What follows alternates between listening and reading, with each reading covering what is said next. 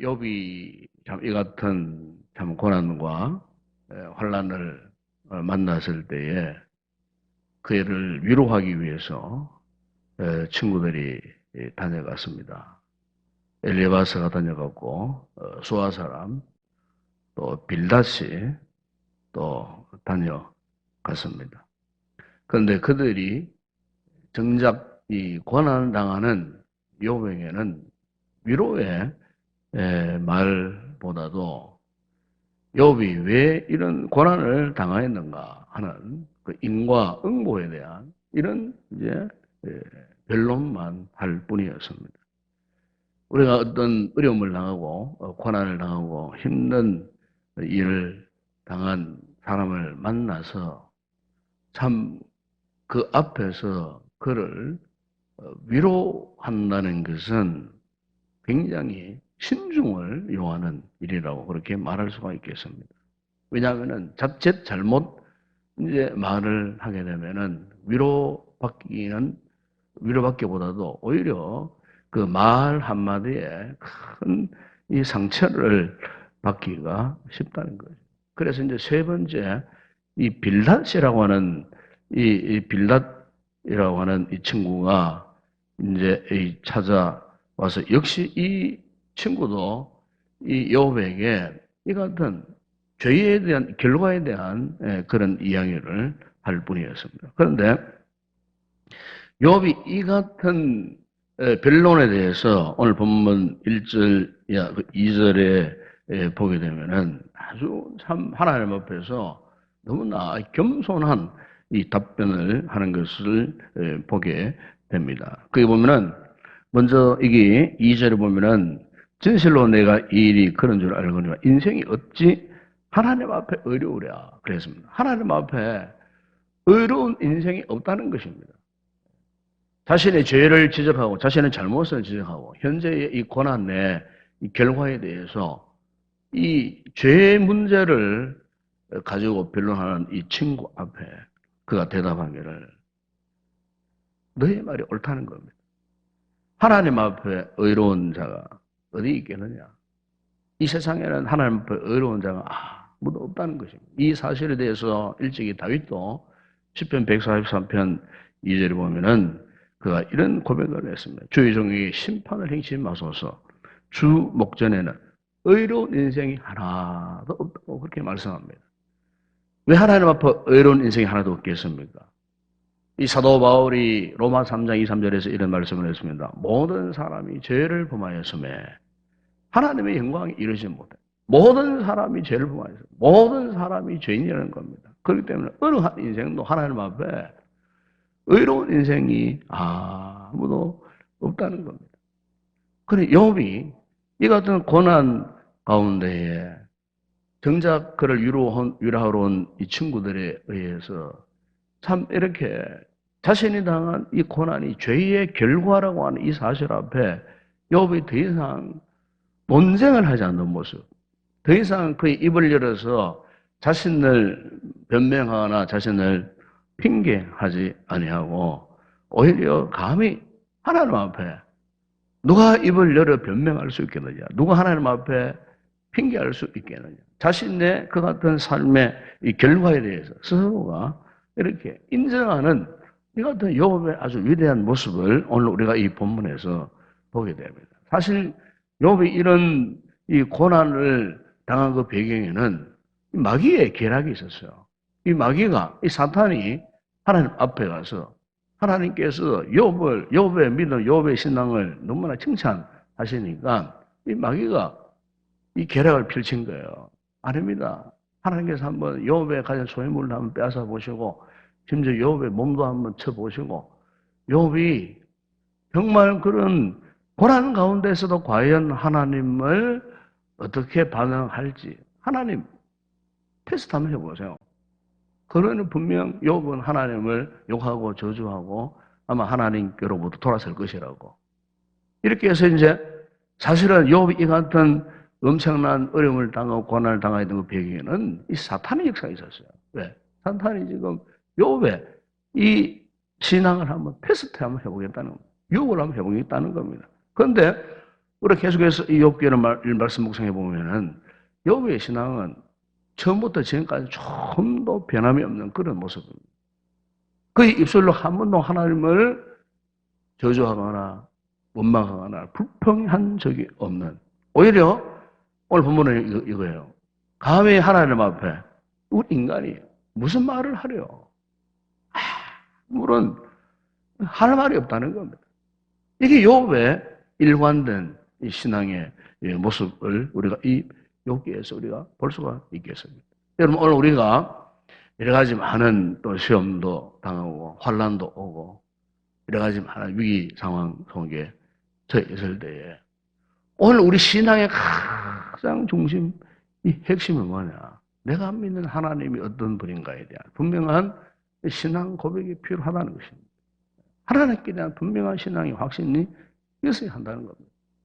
우리가 믿는 하나님이 어떤 분인가에 대한 하나님의 신적 존재에 대한 이 분명한 이 신앙이 있어야 한다는 겁니다. 그래서 오늘 본문에 보게 되면은 욥이 자신의 이 같은 상황을 변명하기보다도 오히려 하나님께 대한 위대한 신앙 고백을 하고 있는데요. 먼저 4절에 보게 되면은 그 하나님께 이런 고백을 합니다. 우리 하나님은 마음이 지혜로운 분이시다. 하나님은 지혜로운 분이십니다. 자신이 처한 삶의 이 결과가 어떠든지 간에 하나님은 어떻게 하셨든지 하나님은 지혜로운 분이십니다. 그렇기 때문에 하나님은 당신의 그 방법에 의해서, 당신의 그 원리에 의해서 우리 인생을 주장해 가시는 분이시다. 하나님은 사람의 지혜와는 견줄 수 없는 너무나도 지혜로운 분이시기 때문에 그의 생각이나 그의 판단은 다 옳다는 겁니다. 그렇기 때문에 하나님의 이 같은 지혜로우심 앞에 사람이 무슨 대답을 할 수 있겠느냐. 또 그러면서 그분은 강하신 분이시다. 그렇게 말해요. 아주 강하신 분입니다. 하나님은 온 우주 만물을 창조하신 그런 강하신 분이기 때문에 그 누구도 하나님을 거역하거나 하나님 앞에 대항할 수 없다. 하나님을 맞서서 싸울 인생이 없다는 겁니다. 왜? 그는 강하신 분이기 때문에 그렇다는 겁니다. 그 다음에 우리가 5절에 보면은 이 하나님은 어떤 분인가? 하나님은 이 모든 자연계, 모든 우주 만물을 그분의 뜻대로 좌우자시는 분이십니다. 그래서 여러분은 산을 무너뜨리시고 산을 흔들어서 땅을 흔들어서 이 땅에 이 상황을 무너뜨리시고 하나님께서 이 삼라만상의 모든 그분이 창조하신 자연 만물을 마음대로 이렇게 움직이시고 옮기실 만한 그런 분. 6절에 그런 말씀하지 않습니까? 땅을 움직입니다. 땅을 움직일 수 있는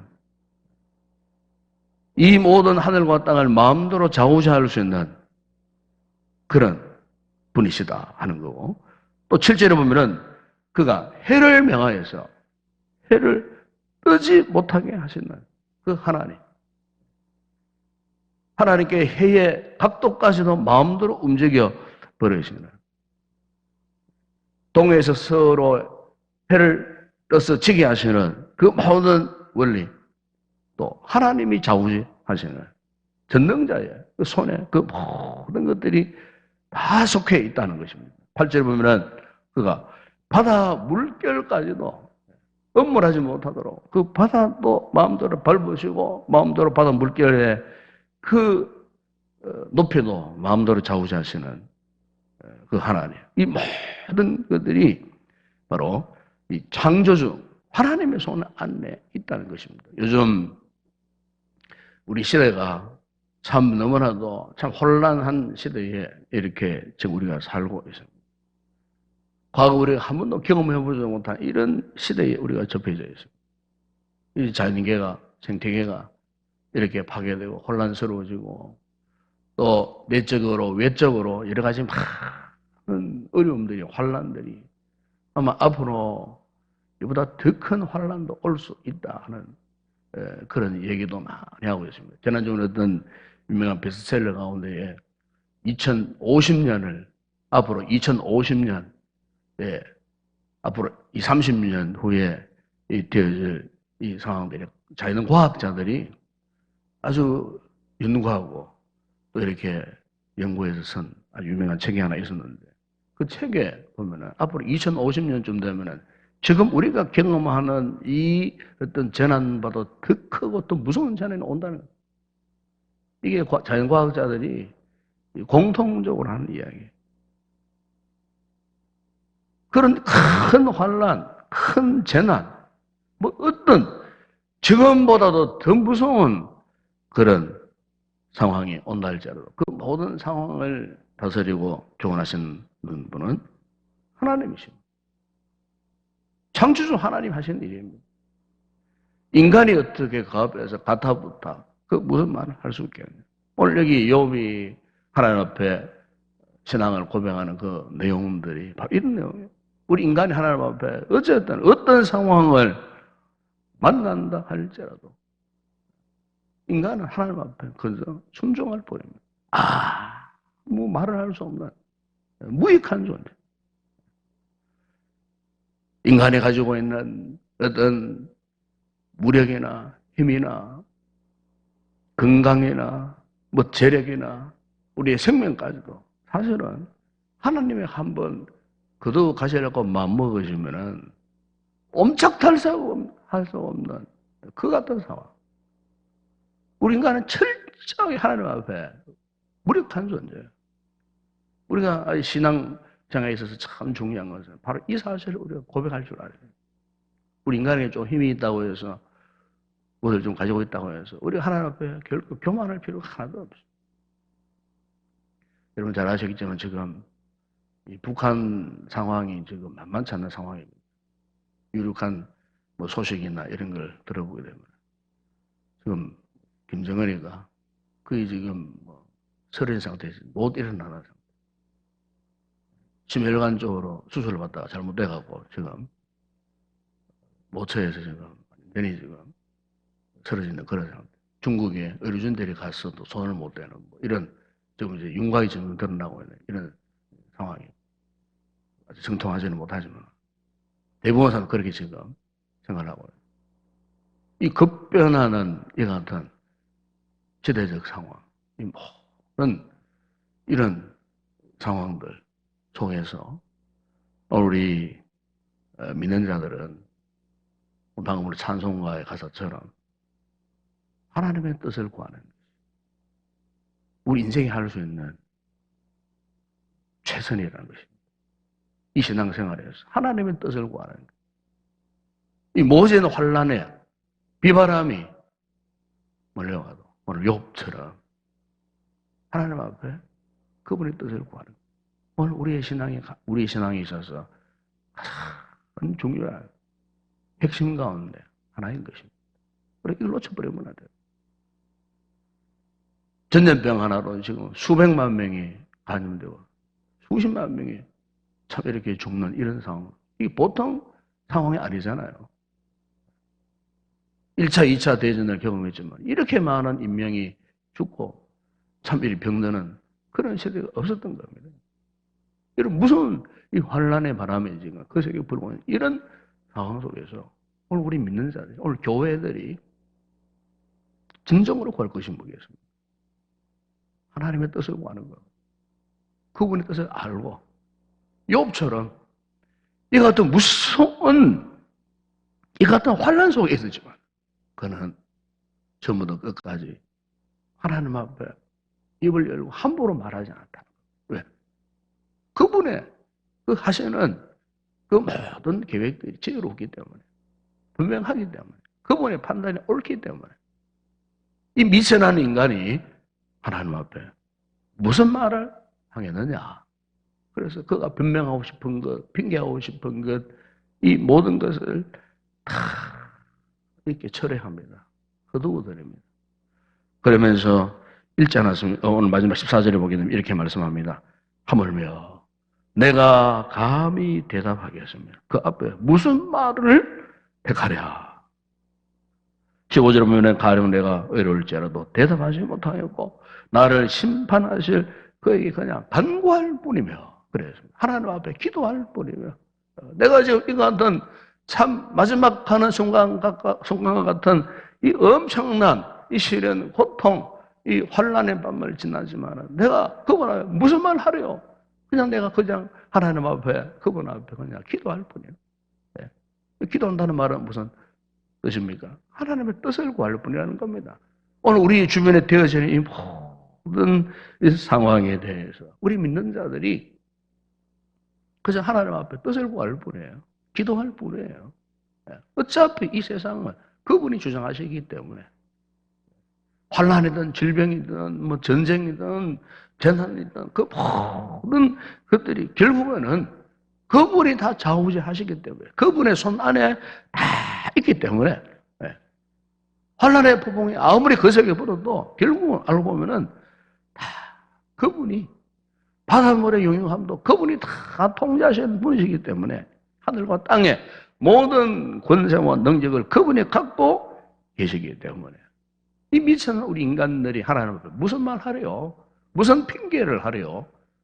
우리는 다만 무력한 인생일 뿐인데 우리가 그분을 향하여 의지할 수밖에 없고 그분께 간구할 수밖에 없는 이 같은 존재인 것은 오늘 욥이 그렇게 고백하고 있는 것입니다. 그렇습니다. 오늘 우리에게 있어서 참 중요한 것은 이 같은 환란의 비바람 속에서 하나님을 제대로 아는 겁니다. 그분 앞에 우리의 신앙을 제대로 고백하는 겁니다. 그리고 그분의 뜻을 구하고 그분을 끝까지 의지하는 이 같은 믿음의 귀한 복된 성도 되시기를 주여 여러분 축원합니다.